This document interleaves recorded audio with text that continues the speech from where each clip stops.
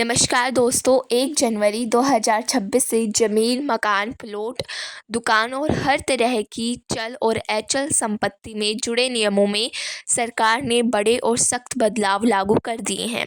इन नए नियमों का सीधा असर प्रॉपर्टी के अधिकार, बंटवारे और मालिकाना हक पर पड़ने वाला है। अब पुराने कानूनों की जगह नए प्रावधान सामने आ चुके हैं, जिसमें ये साफ कर दिया गया है कि जो बेटी को माता-पिता की संपत्ति में हिस्सा देना होगा और या फिर नहीं देना होगा, और देना ज़रूरी होगा या फिर नहीं होगा। इन सभी मुद्दों पर पहले ही हाई कोर्ट और सुप्रीम कोर्ट के अहम फैसले आ चुके हैं और इन्हीं फैसलों के आधार पर सरकार के नए नियमों को देश भर में लागू किया है। एक बड़ा बदलाव ये भी किया गया है कि माता-पिता द्वारा बच्चों को दी गई संपत्ति को लेकर अब पहले जैसी स्थिति नहीं रहेगी। नए कानून के तहत कुछ खास परिस्थितियों में माता-पिता को ये अधिकार दिया गया है कि वे बच्चों को दी गई संपत्ति को वापस ले सकें। इतना ही नहीं, भाइयों के बीच संपत्ति को लेकर होने वाले विवाद, धोखाधड़ी और सालों तक चलने वाले झगड़ों को रोकने के लिए भी सरकार ने नए कानून लागू कर दिए हैं। इसका उद्देश्य यह है कि पारिवारिक संपत्ति के मामलों में भ्रम और कानूनी लड़ाइयों को पर लगाम लगाए और हर व्यक्ति को अपने अधिकारों और जिम्मेदारियों की स्पष्ट जानकारी मिल सके। कुल मिलाकर संपत्ति से जुड़े ऐसे 5 बड़े नियम 1 जनवरी 2026 से पूरे देश में लागू हो चुके हैं। इसीलिए अगर आपके नाम पर ज़मीन, मकान, दुकान, प्लॉट या किसी भी तरह की संपत्ति है, तो इन नए नियमों को और कानूनों को समय रहते समझना आपके लिए बेहद ज़रूरी है, क्योंकि आने वाले समय में इन्हीं नियमों के आधार पर आपके अधिकार और जिम्मेदारियां तय होंगी। और जो लोग इस चैनल पर नए हैं, उनसे निवेदन है कि वीडियो लाइक करें, चैनल को सब्सक्राइब करें और पूरी जानकारी समझने के बाद अपनी राय ज़रूर बताएं। सरकार का फैसला सही लगा आपको या फिर नहीं लगा? अब बात करते हैं पहले और सबसे अहम नियम की। नए कानून के तहत ये बिल्कुल साफ कर दिया गया है कि अगर बच्चा अपने माता पिता की देखभाल नहीं करता है, उनका सम्मान नहीं करता है और बुजुर्ग होने पर उनकी सेवा से मुंह मोड़ लेता है, तो ऐसे मामलों में माता पिता को पूरा अधिकार होगा कि वे बच्चे को संपत्ति ना दें, और उनसे अगर उन्होंने दे भी दी है तो उनसे वापस ले सकेंगे। यानी अब सिर्फ संपत्ति बच्चों के नाम कर देने से मामला ख़त्म नहीं होगा, बल्कि बच्चों का व्यवहार और जिम्मेदारी भी उतनी ही अहम मानी जाएगी। अगर ये साबित हो जाता है कि संतान माता पिता की देखभाल नहीं कर रही है, तो कानून बच्चे के पक्ष में नहीं बल्कि माता पिता के पक्ष में खड़ा होगा।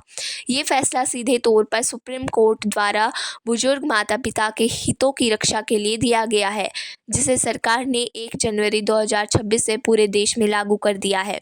यही वजह है कि इस फैसले को संपत्ति कानून में एक ऐतिहासिक और निर्णायक बदलाव माना जा रहा है। अब उन संतानों को सतर्क हो जाना चाहिए जो माता पिता से प्रॉपर्टी या गिफ्ट अपने नाम करवा लेने के बाद उनकी जिम्मेदारी से मुंह मोड़ लेते हैं। सुप्रीम कोर्ट ने साफ कहा है कि अगर कोई संतान संपत्ति या गिफ्ट लेने के बाद माता पिता को अकेला छोड़ देती है, उनका सम्मान नहीं करती है या उनकी देखभाल नहीं करती है, तो माता पिता को पूरा कानूनी अधिकार होगा कि वे दी गई संपत्ति या गिफ्ट को वापस ले सकें। यानी कि अब संपत्ति पाने के बाद माता पिता को ठुकराने वालों को इसकी भारी कीमत चुकानी पड़ेगी। अब इसी से जुड़ा अगला बड़ा सवाल सामने आता है कि पिता की संपत्ति में बेटे का अधिकार आखिर कितना है। लंबे समय से ये आम धारणा रही है कि पिता की ज़मीन और मकान पर बेटे का जन्मसिद्ध अधिकार होता है, लेकिन नए नियमों और अदालत की व्याख्या के बाद इस सोच में भी बड़ा बदलाव आया है, जिसे अब हर परिवार को समझना जरूरी हो गया है। सरकार ने 1 जनवरी 2026 से इस विषय पर भी एक स्पष्ट नियम लागू कर दिया है, जो सीधे तौर पर सुप्रीम कोर्ट के फैसले पर आधारित है। अदालत ने साफ शब्दों में कहा है कि बेटे को माता पिता के घर में रहने का अधिकार तब तक है जब तक माता पिता उसे अपनी सहमति देते हैं। सिर्फ बरसों से घर में रहने या साथ रहने से बेटे को उस मकान का या संपत्ति का मालिकाना हक नहीं मिल जाता। कोर्ट ने ये भी स्पष्ट किया है कि अगर माता पिता और बेटे के बीच किसी भी वजह से विवाद या मतभेद हो जाता है तो बेटे का घर में रहना पूरी तरह से माता पिता की इच्छा पर निर्भर करेगा। माता पिता चाहें वे बेटे को घर से बाहर निकाल सकते हैं या उसे घर में रहने से मना भी कर सकते हैं। अदालत का साफ कहना है कि अगर माता पिता ने अपनी मेहनत और कमाई से घर या संपत्ति बनाई है तो उस पर बेटे का कोई कानूनी अधिकार नहीं बनता, चाहे बेटा शादीशुदा हो या अविवाहित हो। और यही नियम अब 1 जनवरी 2026 से पूरे देश में लागू हो चुका है।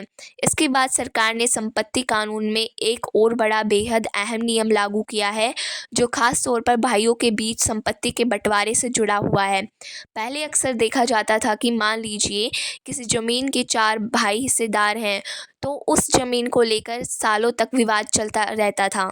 कोई भाई ज़मीन पर कब्जा कर लेता था तो कोई सिर्फ अपना हिस्सा मांगता रह जाता था। ऐसे मामलों में झगड़े, धोखाधड़ी और कोर्ट केस ख़त्म होने का कोई नाम ही नहीं लेते थे। लेकिन नए कानून के तहत अब ज़मीन और संपत्ति के बंटवारे की प्रक्रिया को पहले से कहीं ज़्यादा साफ, सख्त और कानूनी रूप से मजबूत बना दिया गया है।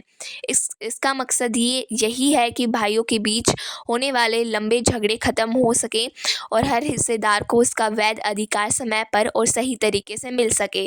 पहले अगर संयुक्त ज़मीन में से कोई एक भाई अपना हिस्सा अलग करवाना चाहता था और बाकी भाई उसके लिए तैयार नहीं होते थे, तो मामला सालों तक अटकता रहता था और वो अटक जाता था वहीं पे, और व्यक्ति चाह कर भी अपनी ज़मीन हासिल नहीं कर पाता था। अब 1 जनवरी 2026 से लागू नए नियमों के तहत ये समस्या काफ़ी हद तक ख़त्म कर दी गई है। नए कानून के अनुसार अगर कोई व्यक्ति अपने हिस्से की ज़मीन का बंटवारा कराना चाहता है तो उसे अब बाकी हिस्सेदारों की सहमति लेना ज़रूरी नहीं होगा। यानी अब कोई भी व्यक्ति जानबूझकर दूसरे का हिस्सा रोक नहीं सकता और ना ही दबाव बनाकर बंटवारे की प्रक्रिया को टाल सकता है। इससे भूमि बंटवारे की प्रक्रिया पहले के मुकाबले कहीं ज़्यादा सरल हो चुकी है।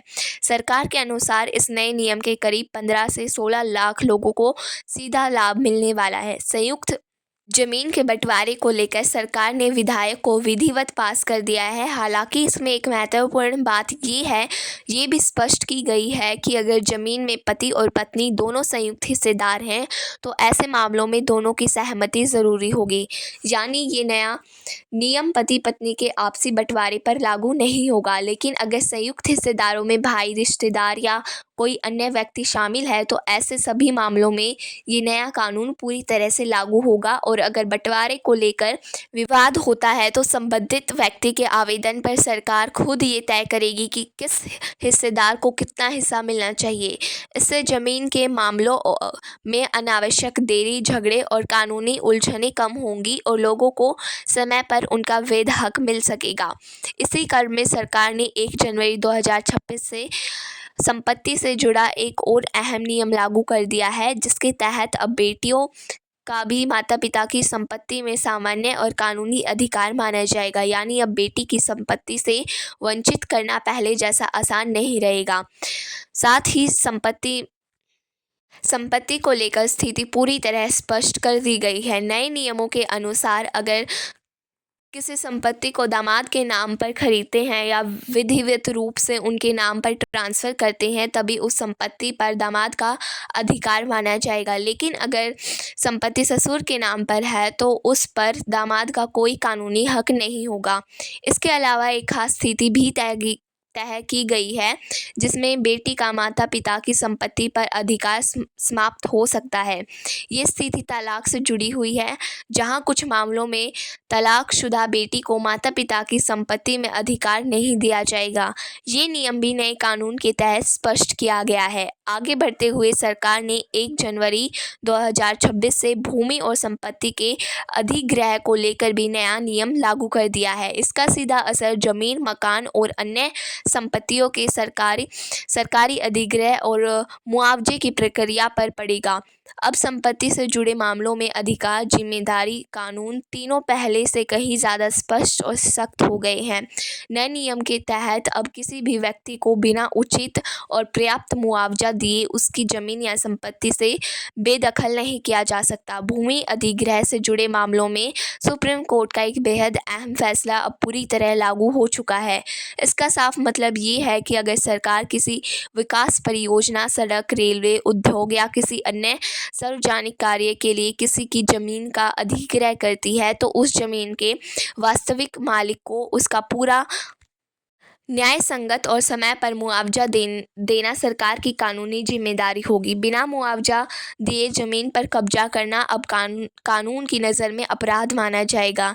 यही वजह है कि 1 जनवरी 2026 से लागू ये फैसला ज़मीन मालिकों के लिए एक बड़ी राहत और सुरक्षा बनकर सामने आया है।